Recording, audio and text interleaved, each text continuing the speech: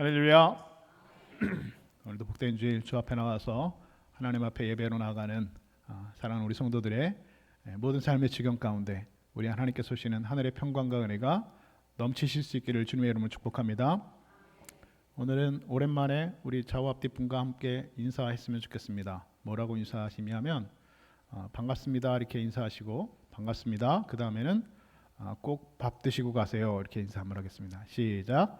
반갑습니다. 꼭 밥 드시고 가세요. 네, 밥 드시고 가세요.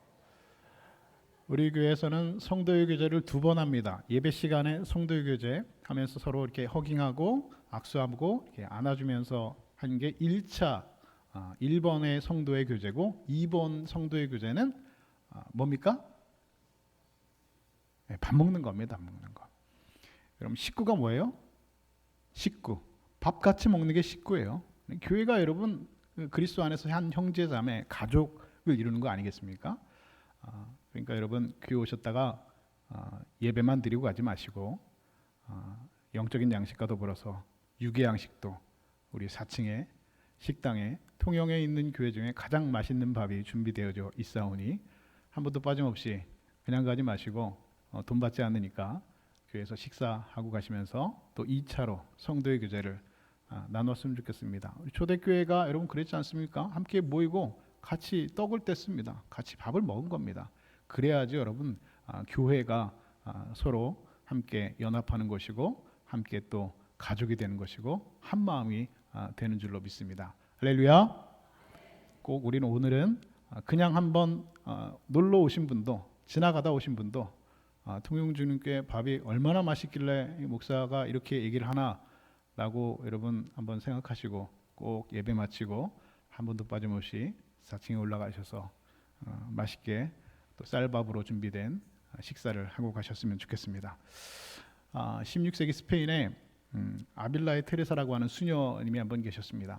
아빌라라고 하는 그 지역에 명문 가문의 딸로 태어난 테레사라고 하는 여성이 있었는데 마더 테레사가 아닙니다.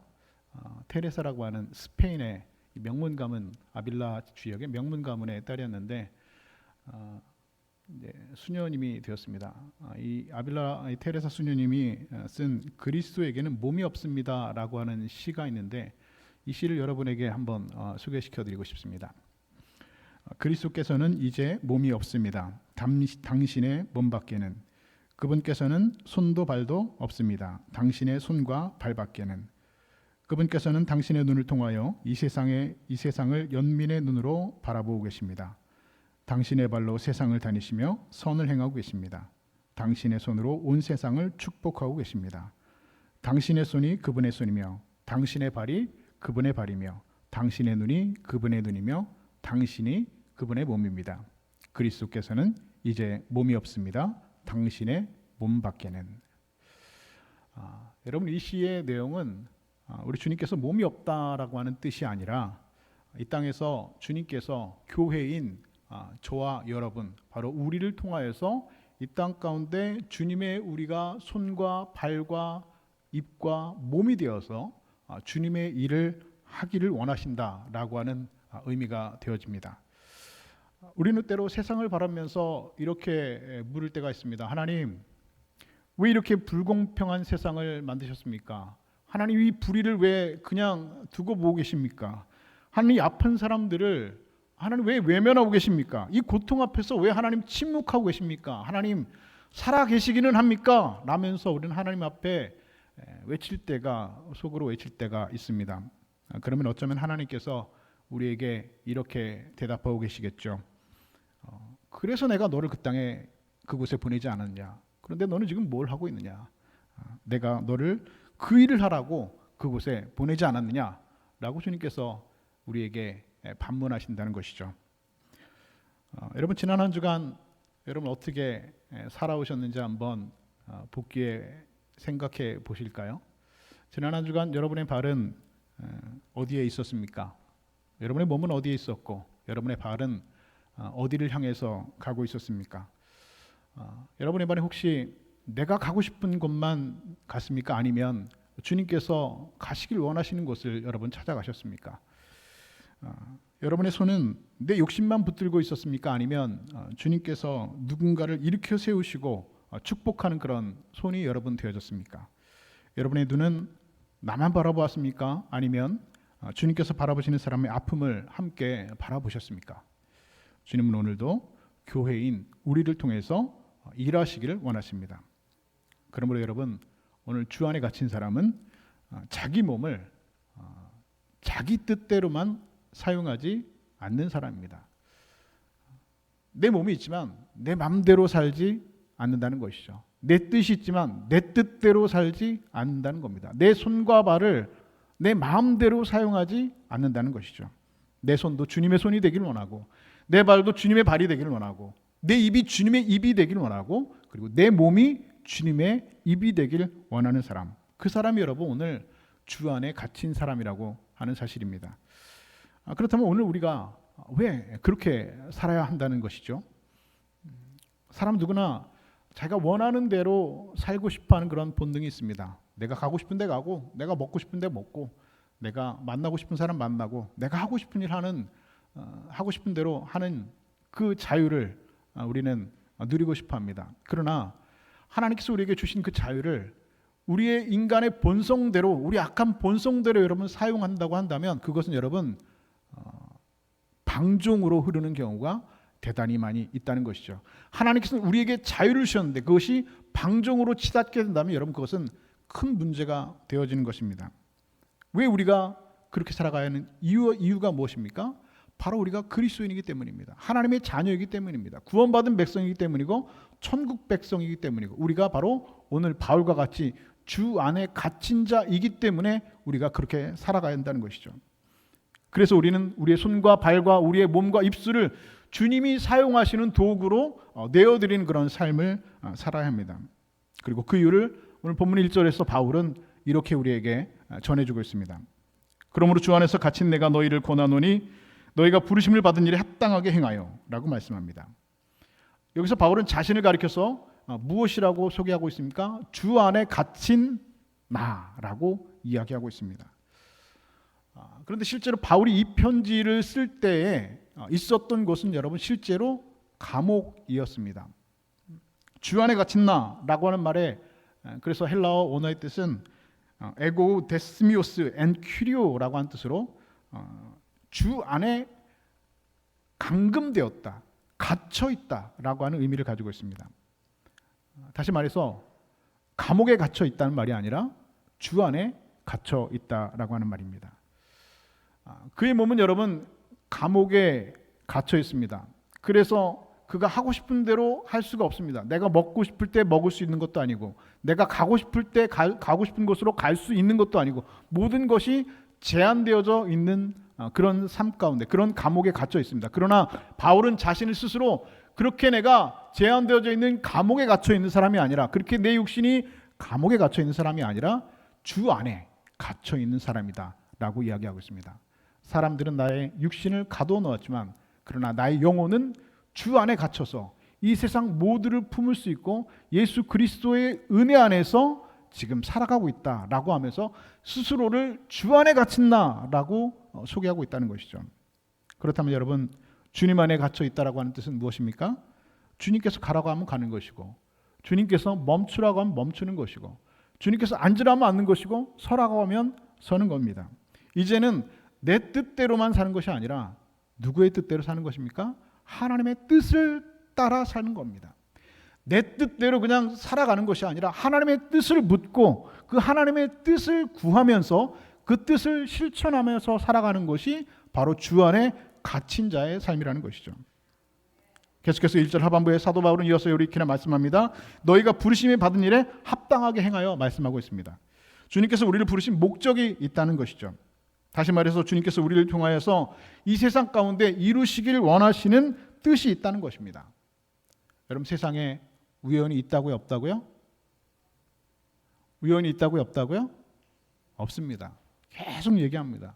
왜냐하면 아무리 강조해도 지나치지 않기 때문에 그렇죠. 참새 한 마리도 하나님의 뜻이 아니면 떨어지지 않는다고 했는데, 여러분, 세상에 우연은 존재하지 않습니다. 우리의 만남이 우연이 아닌 것처럼 이 세상에 우연은 존재하지 않습니다. 하나님께서 우리를 우연히 만나게 하신 것이 아니라는 것이죠. 오늘 여러분이 이 예배당에 여러분 함께 모여 있는 것이 우연처럼 여러분 생각될 수 있지만 그것은 여러분 그런 우연이 아니라는 것이죠. 모두 하나님의 뜻과 섭리 가운데 이 가운데 여러분 나온 것입니다. 다시 말해서 하나님께서는 우연히 우리를 함께 이 교회로 불러주신 것이 아니라 하나님의 뜻이 있었기에 이 교회에서 함께 교회의 교인으로 그리고 성도로 부름받아서 함께 한자리에서 함께 예배하고 있다는 것이죠. 하나님의 이루시고자 하는 뜻이 있기 때문에 그렇습니다. 그 뜻이 있기 때문에 우리를 함께 예배하게 하고 함께 교제하게 하고 함께 밥 먹게 하고 함께 그리스도의 교회를 세워나가게 하는 것이죠. 여러분 그 하나님의 뜻이 무엇입니까? 오늘 본문 2절 3절에 이렇게 말씀하고 있습니다. 모든 겸손과 온유로 하고 오래 참음으로 사랑 가운데 서로 용납하고 평안에 매는 줄로 성령이 하나 되게 하신 것을 힘써 지키라. 바로 여기서 주 안에 갇힌 사람의 삶을 세 가지의 성품으로 이야기하고 있습니다. 첫 번째는 겸손이고 두 번째는 온유이고 세 번째는 오래 참음입니다. 이 성품들은 여러분 사람을 대하는 그리스도인의 태도이고 그리고 관계를 지키는 마음이고 내 안에 갇힌 삶에서 벗어나서 예수 그리스도의 성품을 따라 사는 삶이라고 말씀하고 있는 것이죠. 그 첫 번째 성품이 바로 겸손입니다. 주 안에 갇힌 사람의 가져야 될 성품 바로 겸손이라는 것이죠.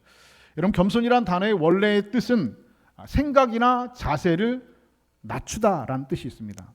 무엇을 낮춘다고요? 내 생각을 낮추는 겁니다. 내 자세를 낮추는 겁니다. 이것은 여러분 종의 생각이고 종의 자세입니다. 제가 요즘에 항존직 그 피택자 교육을 하고 있는데 첫 번째 저희 교육을 하고 나서 피택자 교육하는 피택 되신 분들에게 숙제를 내줬습니다. 그 숙제가 뭔지 아세요? 인사하기입니다. 인사하는데 그냥 안녕하세요 이렇게 인사하는 게 아니라 거기 깍듯이 안녕하세요. 혹시 여러분 느끼셨나요? 아니 이분들이 갑자기 인사를 깍듯하게 하지? 좀 이상해졌다. 여러분 그거 느끼셨나요? 못 느끼셨으면 여러분 이제 앞으로 더 느낄 수 있도록 이제 피택 받은 분들이 더 열심히 여러분에게 인사할 겁니다. 먼저 보면은 먼저 인사하는 겁니다. 아니 내가 나이가 더 많은 사람이니까 나에게 먼저 인사해야 되는 거 아니야? 여러분 그래요? 나이가 어린 사람이 나이가 많은 사람한테 먼저 인사해야 되는 게 맞죠. 그렇죠? 근데 나이가 어린 사람이 인사를 안 해요. 그럼 어떡합니까? 나이가 많은 사람이 먼저 인사하면 돼요. 아니 먼저 인사한다고 여러분 뭐 큰일 나는 거 아니잖아요. 그렇죠? 오늘 제가 일부 예배 마치고 나오는데 우리 교회 아동부 애가 이렇게 지나가더라고요. 저를 보는데 인사를 안 해요. 기분이 좋을까 안 좋을까요? 안 좋아요. 제가 어떻게 할게요? 안녕 하면서 인사했어요. 그랬더니 안녕하세요 인사하더라고요. 뭐가 문제돼요? 아니 교회 목사가 먼저 인사하면 안 되나요? 어른이 먼저 인사하면 안 되나요? 복음서에 보면 바리새인들이 시장에서 인사받기를 좋아했다고 했습니다. 인사받는 것보다 여러분 인사하는 것이 여러분 더 복된 것 아닐까요? 그것이 여러분 더 겸손한 것 아닐까요? 그것이 더 여러분 예수님의 성품을 닮아가는 것이 아닐까요? 내가 먼저 인사하면 여러분 그 사람보다 여러분 더 낮은 사람이 되는 건가요? 그렇지 않습니다. 교회는 여러분 한 형제 자매입니다. 누가 먼저 인사를 해야 된다 그런 거 없습니다. 먼저 내가 보면 인사하면 됩니다. 오늘 예배 마치고 한번 인사하실 때 누가 먼저 인사한다고요? 누가 한다고 먼저 인사? 내가 먼저 하는 거예요. 내가 나이가 몇인데 목사님 내가 인사해요. 내가 나이가 80이 넘었는데 누가 인사하면 받아야지. 제가 한번 이렇게 얘기해 볼까요? 제가 교회 목사인데 교회에서 그래도 담임 목사하고 이 교회에 그래도 여러분 대표자로 되어 있으니 교회에 다닐 때 팔자걸음으로 뒷짐지고 다니면서 여러분들이 저한테 목사님 안녕하세요. 그러면 예 안녕하세요. 이러고 다닌다면 여러분 그 목사 여러분 어떤 느낌일 것 같으세요? 별로 여러분 마음에 안 드시지 않으세요? 마음에 드세요? 마음에 안 드시죠? 제가 그랬으면 좋을까요? 별로 여러분 마음에 안 드실 것 같아요. 목사가 그러면 못 쓰죠. 어떻게 해야 됩니까? 나보다 나이가 어린 집사님, 뭐 유치부 애가 있어도 먼저 목사가 안녕하세요 인사하면 안 되나요? 인사할 수 있습니다, 여러분. 먼저 하면 되는 거예요. 인사는 누가 먼저 한다고요? 내가 먼저 하는 겁니다. 인사받기를 즐겨하는 것은 여러분 낮은 자세가 아닙니다. 내가 권위를 드러내고 내가 당신보다는 높다, 내가 당신보다는 나이가 많다, 내가 당신보다는 더 높은 자리에 있다라고 생각하는 여러분 마음입니다. 겸손한 마음이 아닙니다. 내 자세와 생각을 낮추는 게 아닙니다. 사람은 누구나 내 뜻대로 하고 싶어 합니다. 내가 인정받고 싶어 하고 내가 높아지고 싶어 하고 내가 중심이 되고 싶어 하는 마음들이 다 있습니다. 그런데 이것은 여러분 전형적인 내 안에 갇혀 있는 사람의 모습입니다. 주님 안에 갇혀 있는 것이 아니라 누구 안에 갇혀 있다고요? 내 안에 갇혀 있는 거예요. 감옥에 갇힌 것도 아니고 주 안에 갇힌 것도 아니고 내가 내 안에 갇힌 사람의 모습입니다. 그러나 주님 안에 갇힌 사람은 자기를 높이는 자리보다 주님을 따라 낮아지는 자리로 여러분 내려가는 사람입니다. 여러분 예수님 어디에 계실까요? 내 안에 계시죠. 내 안에. 그런데 여러분 예수님은 내 안에도 계시지만 예수님은 이 세상의 가장 낮은 곳에 계십니다. 여러분 예수님 만나기 원하세요? 별로 여러분 만나주고 싶지 않으신가 보네요. 네. 여러분 예수님 만나기 원하세요? 어디로 가셔야 됩니까? 그러면 낮은 곳으로 가셔야 됩니다.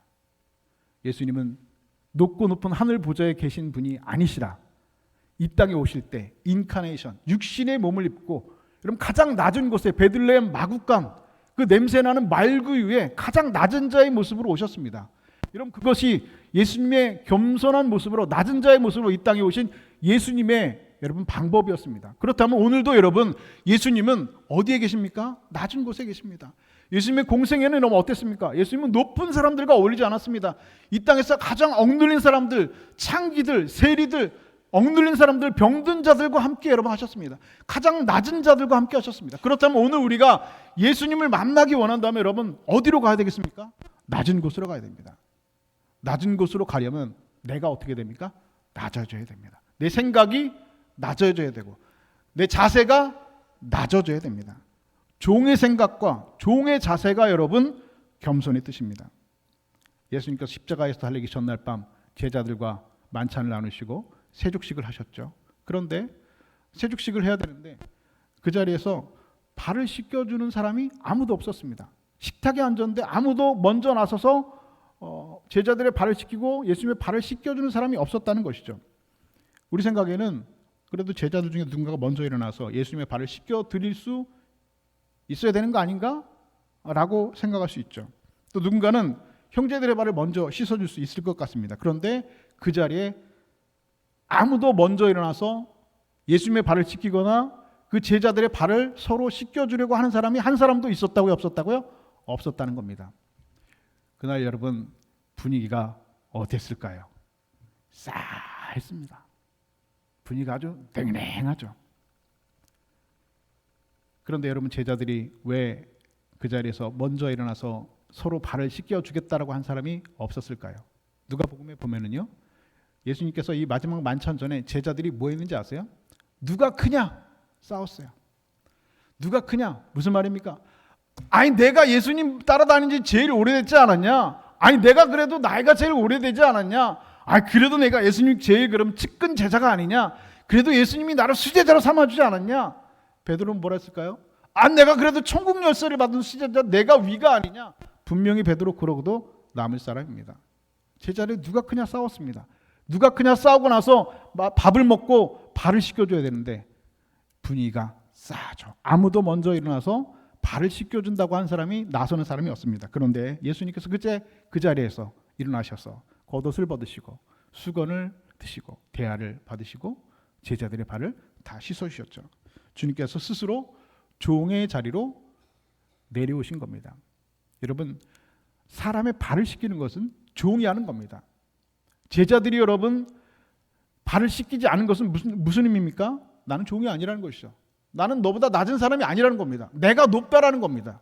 그런데 예수님께서 선생이 되어서 내가 본을 보이려 하여 너희들을 발을 씻기노라 하면서 종의 자리로 내려가셨습니다.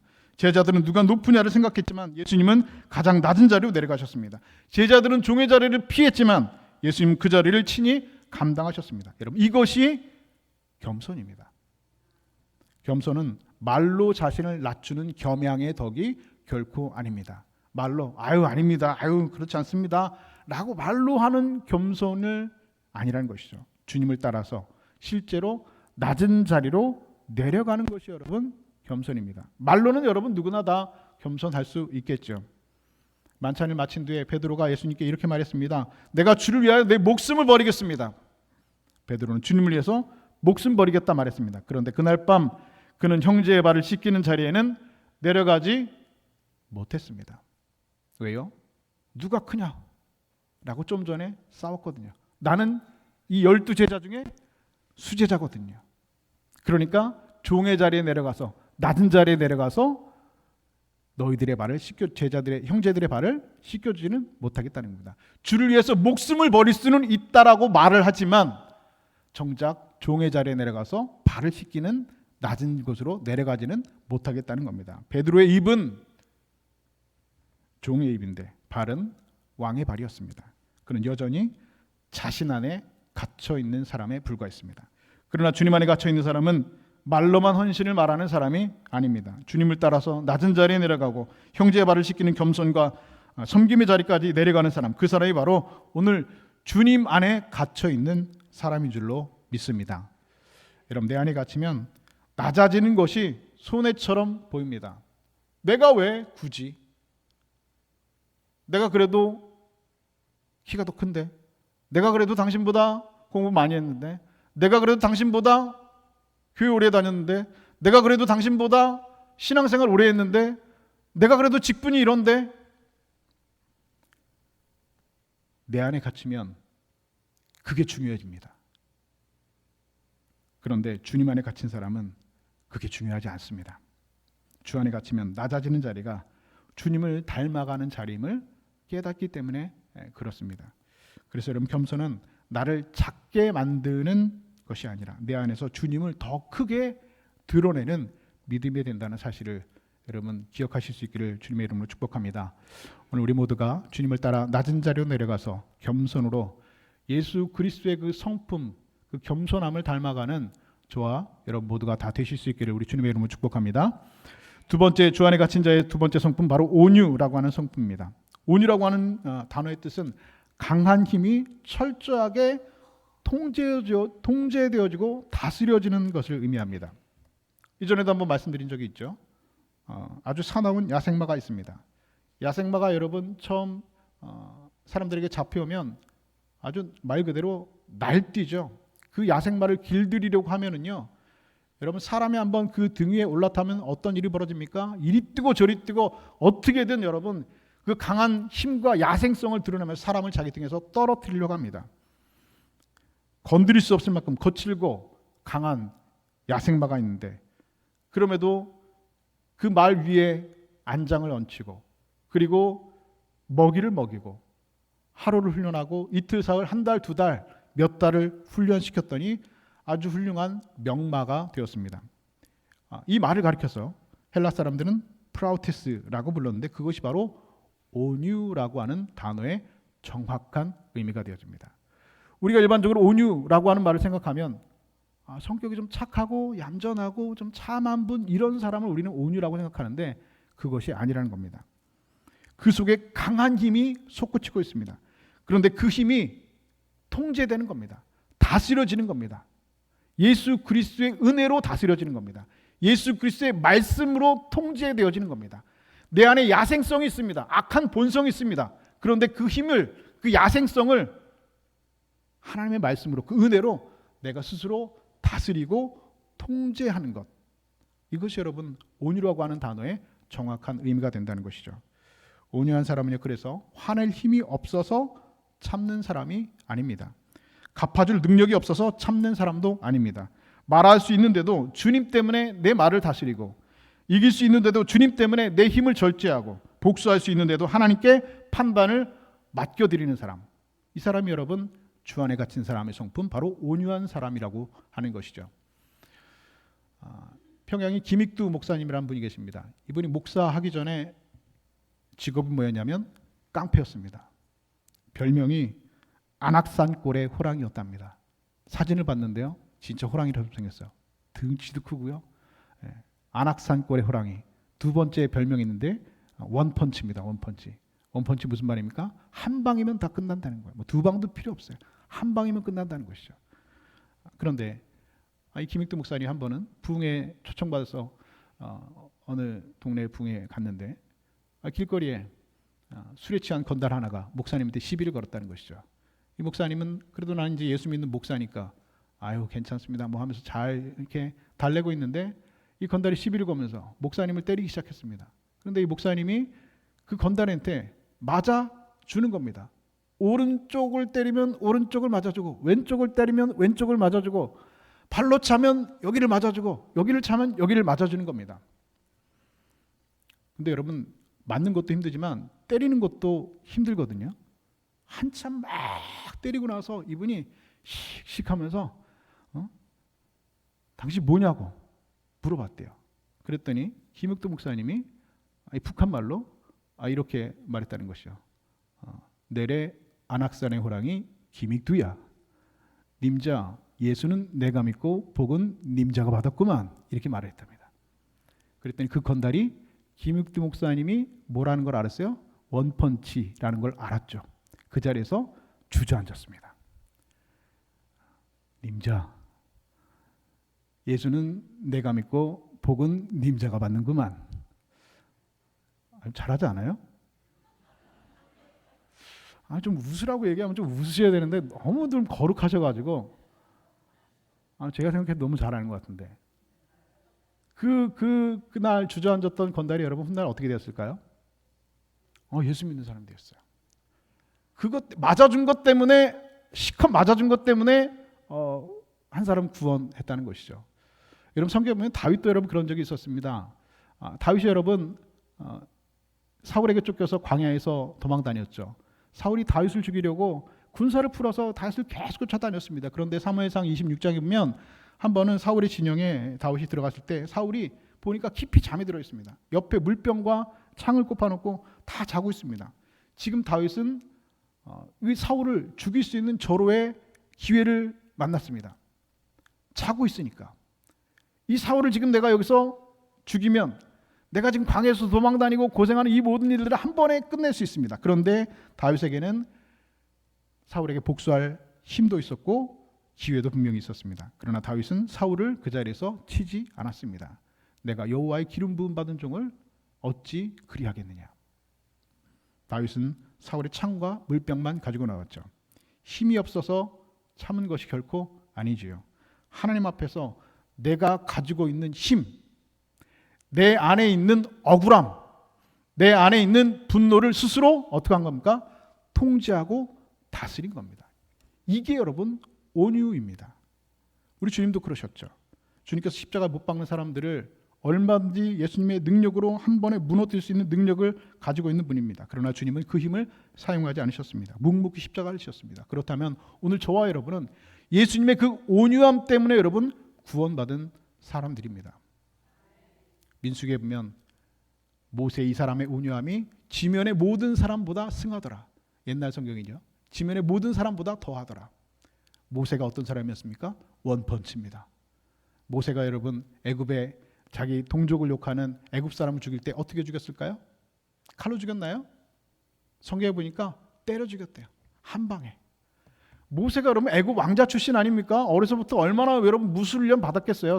뭐 이런 거 엄청 훈련 받았겠죠. 제왕하고 훈련 받은 사람입니다. 뭐 두 주먹도 필요 없습니다. 한 주먹에 때려서 죽였던 사람입니다. 그런데 그런 모세가 여러분 이 광야에서 이스라엘 백성들을 이끌고 출애굽하는 그 광야의 과정 가운데 어떤 일이 만났습니까?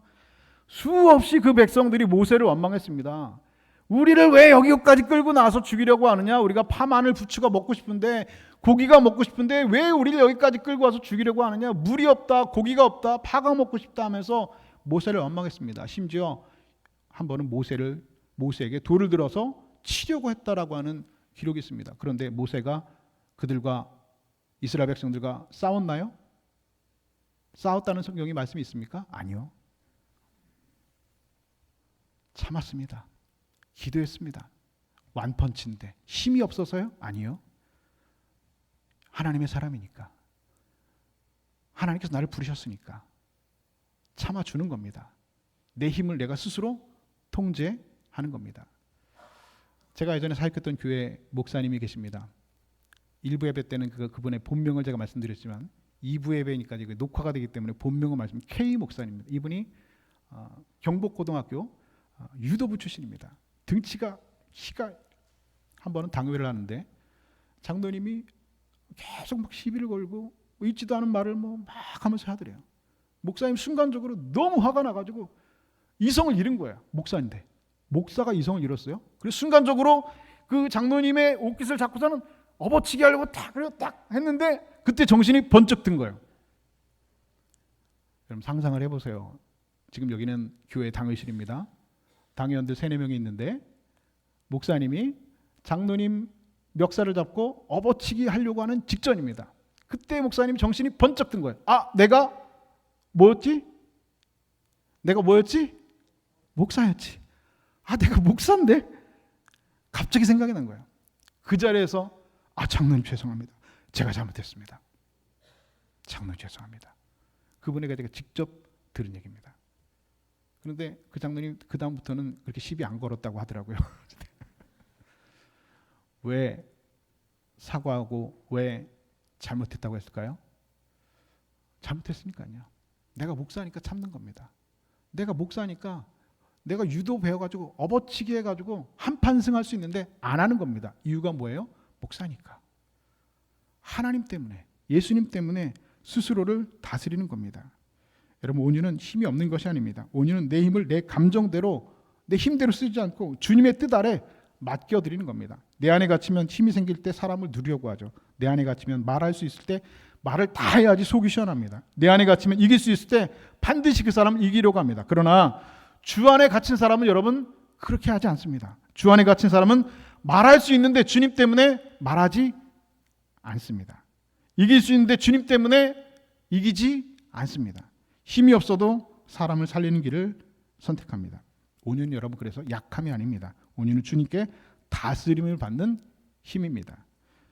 오늘 우리가 내 힘과 내 말과 감정을 내 뜻대로 사용하지 않고 주님 손에 맡기면서 힘이 있어도 우리 주변에 있는 사람을 살리는 길을 선택하고 말할 수 있어도 주님 때문에 절제하고 온유함으로 주님을 닮아가는 성품, 그런 성도들 저와 여러분 다 되실 수 있기를 주님의 이름으로 축복합니다. 세 번째, 주 안에 갇힌 사람들의 성품은 오래 참음으로 사랑 가운데 서로 용납하는 겁니다. 오래 참음은 단순히 시간을 오래 견디는 것이 아닙니다. 오래 참음은 사실 쉽게 사람을 포기하지 않는 겁니다. 사람을 향해서 문을 닫아버리고 싶은 그 순간에도 하나님께서 나를 오래 참아주셨음을 기억하면서 나도 그 사람을 다시 참아주고 품어주는 겁니다. 왜냐하면 하나님께서 우리에게 그렇게 하셨거든요. 여러분 생각해 보시죠. 저와 여러분이 하나님 앞에서 얼마나 오래 참기 힘든 사람들이었습니까? 얼마나 많이 여러분 우리가 하나님 앞에 넘어졌던 사람들입니까? 얼마나 많이 하나님 앞에 여러분 지은 죄를 또 짓고 했던 사람들입니까? 얼마나 많이 여러분 같은 죄를 반복하고 얼마나 많이 주님의 마음을 아프게 했던 사람들입니까? 그러나 하나님께서는 우리를 그럼에도 불구하고 버리지 않으셨습니다. 히브리서 10장 17절은 이렇게 말씀합니다. 그들의 죄와 그들의 불법을 내가 기억하지 아니하리라. 하나님께서는 예수 그리스도의 십자가의 보혈로 저와 여러분을 용서하시고 구원해 내셨습니다. 우리의 부끄러운 가오를 붙들고 그것 때문에 우리를 판단하거나 정죄하지 않으셨습니다. 우리의 죄와 불법을 내가 다시 기억하지 않겠다 말씀하셨습니다. 우리를 그렇게 오래 참아주셨고 우리를 그렇게 용납해 주셨습니다. 그래서 오늘 우리도 서로 용납해야 되고 오래 참아줘야 됩니다. 이것이 상대의 죄를 가볍게 보라는 뜻이 결코 아닙니다. 잘못이 아니라고 말하는 뜻도 아닙니다. 다만 하나님께서 나를 포기하지 않으셨던 것처럼 하나님께서 나를 오래 참아주신 것처럼 나도 그 사람을 오래 참아주라는 겁니다. 가정에서도 교회에서도 우리 삶의 자리에서도. 주 안에 갇힌 사람은 내 감정이 상했다고 곧바로 그 사람과의 관계를 끊어버리지 않습니다. 사랑 가운데서 다시 그 사람을 품어내고 다시 기다리고 다시 기도합니다. 여러분 사람이 사람을 품는 게 얼마나 힘든 일인지 아세요? 제가 전에 말씀드렸죠. 우리는 다 고슴도치랍니다. 사람은 다 고슴도치래요. 고슴도치가 몸에 뭐가 나 있죠? 가시가 막 나 있잖아요. 가시가 막 나 있어요. 우리도 여러분 다 가시가 있어요. 분노의 가시, 죄의 가시, 욕망의 가시, 우리 안에 그런 불법의 가시들이 여러분 성성이 나 있는 고슴도치입니다. 근데 이 고슴도치가 혼자 있을 때는 아무 문제가 없어요. 혼자 있으면 여러분 혼자 그냥 놀면 되죠. 물 마시고 그냥 혼자 있으면 좋다, 문제가 없어요. 그런데 문제는 어떻게 되냐? 모이면 문제가 돼요. 모이면. 고슴도치를 여러분 한번 상자 안에 모아놨다고 생각해 보시죠. 어떨까요? 서로 찌르죠. 막 찔러댑니다. 교회가 여러분 그렇습니다. 여러분 우리들은 다 연약한 존재들이고 우리 안에 불법과 죄악들과 우리의 가시들이 다 있는 사람이기 때문에 여러분 혼자 집에 있을 때는 아무 문제 없습니다. 내가 나한테 여러분 화낼 일이 뭐가 있습니까? 그런데 교회 안에 있으면요 서로 찌릅니다. 그런데 그 가시가 성성한 그 사람을 용납하고 품어주려고 이렇게 내가 안으면 어떻게 될까요? 내가 아파요, 안 아파요? 아파요, 안 아파요? 아파요. 안아주는 게 아파요. 용납해주는 게 아픕니다. 아니요, 죽을 것 같아요. 그 가시 때문에. 너무 나를 찌르거든요. 내 마음이 너무 상하거든요. 자존심이 너무 상하거든요. 그런데 주님은 뭐라고 말씀해요? 서로 용납하래요. 서로 품어주래요. 오래 참아주래요. 왜요? 내가 너를 오래 참아주었으니까 너도 오래 참아주고 용납하고 품어줄 수 있어야 된다는 겁니다. 여러분 오래 참은 그저 성격 좋은 사람의 여유가 아닙니다. 하나님께서 오래 참 받은 사람이 다른 사람에게 흘려보내는 여러분 놀라운 은혜이고 여러분 놀라운 인내의 열매가 되어줍니다. 하나님께서도 나를 오래 참아주셨음을 기억하며 여러분 우리가 사람을 쉽게 끊어내지 않고 사랑 가운데서 다시 그를 가시가 성성한 그 사람을 그가 가족이든 그가 여러분 같은 교회 안에 있는 교인이든 그가 여러분 직장 안에 있는 어떤 사람이든 그냥 품어주는 겁니다. 그렇게 오래 참고 기다리고 서로 용납하는 믿음의 권속들 되실 수 있기를 주의 이름으로 축복합니다. 그런데 오늘 본문은 겸손과 온유와 오래 참에서 끝나지 않습니다. 바울은 이 말씀을 말한 뒤에 3절에서 이렇게 말합니다. 평안에 매는 줄로 성령이 하나 되게 하신 것을 힘써 지키라. 교회는 여러분 생각이 다른 사람들이 다 모인 곳이죠. 그래서 오해도 생기고 상처도 생기고 마음이 맞지 않은 생각들이 있습니다. 내 안에 갇힌 사람은 그때 내 자존심과 내 감정을 먼저 붙듭니다. 그러나 주 안에 갇힌 사람은 그렇게 생각하지 않습니다. 이 관계를 하나님께서 어떻게 보실까?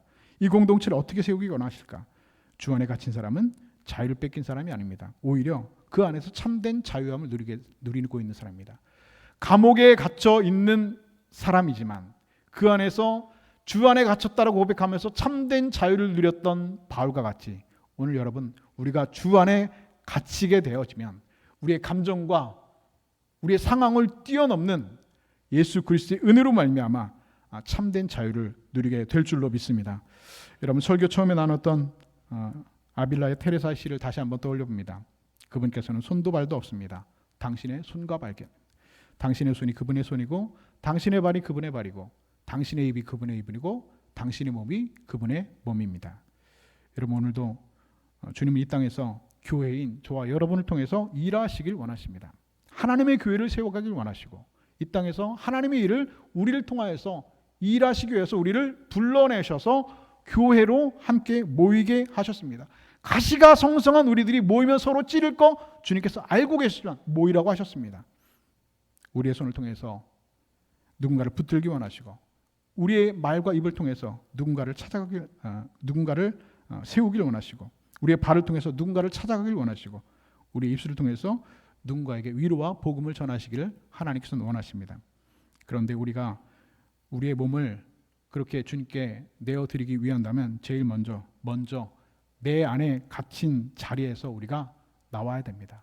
그 감옥에서 탈출해야 됩니다. 내가 내 안에 갇혀 있는데 내가 내 안에는 나라고 하는 것이 너무 가득 차 있는데 내가 갇혀 있는 내 안에 나를 여러분 꺼내 놓아야 됩니다. 그 자리에서 나와야 됩니다. 내 감정에 갇혀 있으면 주님의 마음을 담을 수가 없습니다. 내 안에 너무 내가 많이 있으면 예수 그리스도의 마음을 여러분 내 안에 담아낼 수가 없습니다. 내 자존심에 갇혀 있으면 낮은 자리로 절대로 내려갈 수 없습니다. 내 상처에 갇혀 있으면 사랑 가운데로 다시 품을 수가 없습니다. 그러나 주 안에 갇힌 사람은 여러분 다릅니다. 주 안에 갇힌 사람은 낮아질 수 있습니다. 주 안에 갇힌 사람은 자기의 힘을 스스로 통제하고 다스릴 수 있습니다. 주 안에 갇힌 사람은 정말로 포기하고 싶은 사람도 아니면 가시가 성성해서 내가 너무 아픈 사람도 사랑 안에서 다시 품을 수 있습니다. 주 안에 갇힌 사람, 그래서 자유를 빼앗긴 사람이 아니라 오히려 참된 자유를 누리는 사람입니다. 사랑하는 성도 여러분, 오늘 우리의 손이 주님의 손이 되기를 바랍니다.